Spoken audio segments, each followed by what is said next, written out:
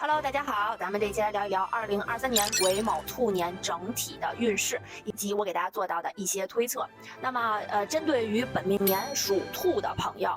犯太岁的属鼠、属鸡、属龙、属马，以及你的出生年份尾数是3、1983年、1993年、2003年的这些朋友们，那你们就要好好看一看这一期的视频了。那么这一期我会从财运、事业、学业、情感、身体情况、至产运和一些大事件的预警上面给到大家一些提示，那么就跟着我一起往下看吧。那咱们马上要来的兔年癸卯年，癸是阴水，卯是阴木，那整体的状况是一个天干生地支的样子。那么整个天干给到我们地面上的人的能量，其实是一种生发和让我们成长的状态。那么在我们紫微斗数里面呢，其实明年是破军化禄、巨门化权、太阴化科、贪狼化忌的这样一个状态出现。那么包括贪狼坐命的朋友，明年也要特别的注意。那我们先来讲一下关于财运的部分，那这也是大家最关心的，其实就是4字真言：不要投资啊！不管是一些基金类的投资，还是说置产方面，因为房子的运真的已经过了，建议大家把手头不是自住的房产全部出掉啊。那还有包括一些贵金属啊、重金属的这种投资啊，锡矿、铁矿什么的，也不要再进行了。那明年的主旨就是大家捂好自己的钱袋子，而且明年因为贪狼化忌的状态，会有更多的这种娱乐业的蓬勃发展，大家可能会愿意去酒吧喝酒啊，去 KTV 啊，男生去一些风月场所呀，那这些其实都会损耗你的财运。明年的话，其实整体的经济还是没有太好的一个样子，大家会看到一副虚假繁荣的景象，那么它不是真实的啊，它是咱们这个现在的20年的最后一年，骗子会非常的多啊，那是骗子最后出来捞一笔的机会，就在明年一些歪门邪道啊、挣偏财的呀、发国难财的人都会非常的多，大家一定要小心再小心，说破天都不要把钱交给陌生人。还有建议大家千万不要赌博，因为明年贪狼化忌会增强人的这个欲望的属性，如果你赌博的话，会输得非常惨。那么如果非要想投资的话，大家可以稍微的碰一碰股票，那么股票也是分行业，那在下一趴我会给大家讲到哪些行业将会是未来非常好的。那我们下面来说一下事业跟学业，那么已经工作的朋友们，建议大家呢就是不要换工作尽量还是稳吧，求稳。如果你非得想要换工作的话，那尽量去往一些技术类别的职位去进行更换。那如果说你说我是一个做销售的我希望挑选一个更好的行业，那下面有几个行业我们说有一些不要进入，有一些是未来非常好的。那先说不要进入的行业，那地产肯定是首当其冲，因为艮运已经过去了，那所有跟房地产相关的行业大家都不要再进入了。然后就是互联网行业现在我不太建议年轻人再去往大厂里面挤破头了，因为互联网的红利时期已经过去了，你再进去可能你不会像过去的那些人拿到股票然后有一个很好的发展机会了。再有呢就是网上有一些老师会说未来李九子说医美行业会非常好，那其实这个我不是很赞同，因为医美行业它会好，但是它能不能让我挣到钱这个很重要它会以一种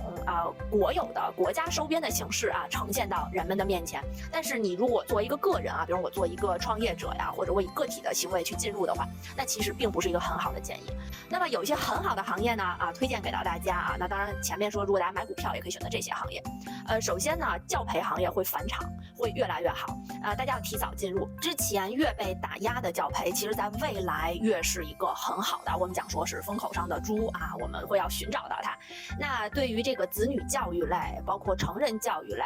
包括文化类的传统的琴棋书画这一类，其实都是很好的行业。那么还有一个方向就是情感类的，其实未来情感类的一些交友的网站一些交友的 app 一些做的社群和平台做这种机构婚介所这其实是一个非常好的行业。那一些女孩子呢可能可以去进入一下这种行业。那么关于孩子升学的话比如说初中升高中或者是高中升大学，其实我反倒建议大家不要去宁可选一个很好的专业但是牌子不是很亮的那种学校，也不要去选一个牌子很亮但是这个它的这个学科非常差的这样的。大家要转变观念，因为在未来的这种社会环境里，我们更需要的是一些技术类和高精尖的人才。那么在我看来，现在的选择可能你的职高技校更优于普通的2本3本的大学。所以如果你作为一个妈妈，然后你正在给你的孩子就是在考学的过程中非常的头疼，不知道选择什么样的领域，那么也建议大家尽量去做刚才我说的热门行业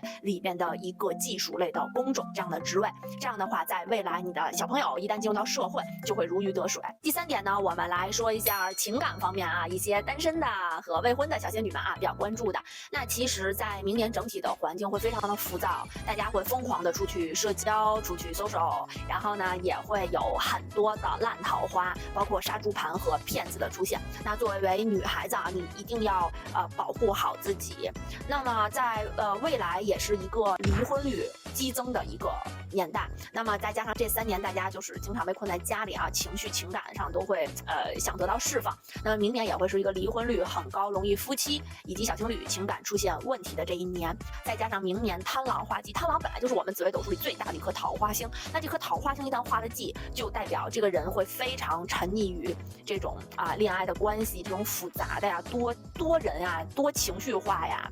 很多这个会出现第三者呀，会出现那 APP 上什么人都有啊，这种情况就是在明年都会出现。大家在交友和择偶上一定要小心小心再小心。但是呢，有一个非常好的一点，就是因为市场上其实如果离婚率增长的话，会有很多优秀的人又回到了这个市场上。那对于一些可能之前没有找到心仪对象的女孩子们，那你其实可以返回到市场里，打破之前的观念啊，就是之前老的一辈人会觉得，比如说二婚不好呀，或者说离过婚的人怎么样，这个在未来会呈现出一个常态化。那么去找这种已经离过婚的人，反倒是市场里面非常主流的一种情况。而且对于像走这个中女运的话，像我们这种30加的小姐姐，可能会更愿意找年轻的小男孩，年轻的小男孩也更愿意不再去选择傻白甜那种幼龄的那种之前审美标准的女孩子了，她可能会更喜欢这种御姐和大女主形象的女孩子。那这个是未来情感方面的一个方向。第4点，我们来说一下比较恐怖的房地产。那么房地产明年是一定会塌方的这边就是我给大家下一个断言吧，因为一个是艮运已经过了，再加上明年我们看到年盘上面的土地运是非常非常烂的那房子这件事情呢，会变成什么样呢？过去我们会认为一个人有房，我就很想嫁给他，对吧？房子越多，证明这个人经济能力越强。那么在明年整体的环境里，一个是会出台一些方针政策，让大家会觉得房越多的人手里的房变成一个烫手的山芋，而且未来择偶的标准，其实房多并不是一件好的事情，大家会更注重这个男生个人的能力、个人的素养，以及他真正他可以在社会上生存的手段。那么家里面很夯实的那种自己家里有很多房产，但是男生个人能力不强的这种局面这种男生就会被时代所淘汰。那么大家房子呢，我还是那句话，如果你手里有不是自住，只是为了投资的话，建议赶紧卖掉，因为后期它会变成你的一个负累，包括现在手头有贷款的朋友，在明年就不会很好过，明年市场上会大量出现卖房子的现象，然后呢，大家会产生一个对房子的恐慌，因为没有办法，它已经火了20年了，艮运已经过了，那大家该吃到宴席的人其实都已经退席走掉了，那么剩下可怜的百姓那其实就是接盘侠嘛，尤其在这2年疫情的时候，如果大家买房子的话，就会不是很好，而且明年房产会有一个短暂的回光返照，会有一个短暂的价格回升，那其实是割最后的一波接盘侠和韭菜，大家千万不要轻易的入坑，因为会诱惑你，因为这个我们讲说贪狼化忌也主人的欲望，那你的欲望就是你栽坑的一个关键点，所以房子这件事情大家要谨慎再谨慎。那关于身体上呢，其实明年大家还是要多注意一些心脑血管的疾病、心脏的疾病以及心理上的疾病，因为在未来就是会经常有人去愿意去看心理医生。过去我们觉得不可思议有病才去，但是呢，这个人心里有疾病其实会成为一个常态。那如果你是做医生行业的，或者你在选学科、选这个医院的这个你到底要当哪个科室的大夫，那心脑血管疾病的大夫以及这个我们说心理学方面的这种学科其实都是非常好的。最后呢，我们再说一下预测一些大的事情吧。那其实房地产的部分会出台一些方针政策，以及整体的环境会变成大家都在疯狂出手自己的房子那除此之外，娱乐业会回暖，但是它的回暖是会有更多的演唱会会有更多的电影，有一些文化活动但是娱乐圈会塌房很多很多的明星。那大家明年就是一个瓜田里的疯狂吃瓜的那小可爱们。那明年的瓜会集中在年轻的小鲜肉身上，那也就是20年艮运里面的我们讲说少男运的这些很漂亮、很帅气的嫩嫩的这种小鲜肉身上，那会塌房很多很多明年大家就拭目以待吧。那之前我做的紫微斗数解明星命盘系列，你们也可以看一看我会说到明年的流年运谁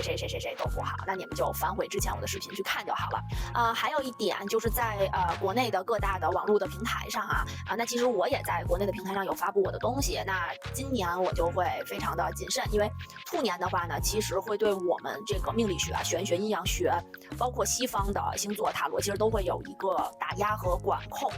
那这个其实在我看来不是一件坏事，它其实是一个文化复兴的前兆，它却要去其糟粕，去其精华，所以靠这个来坑蒙拐骗的那些所谓市面上的大师呢，大家就会看到有一些人就消失了，从网络上就彻底消失掉了那么如果是像我一样比较喜欢这些方面的，大家可以移步到YouTube 来看我的视频。那可能国内平台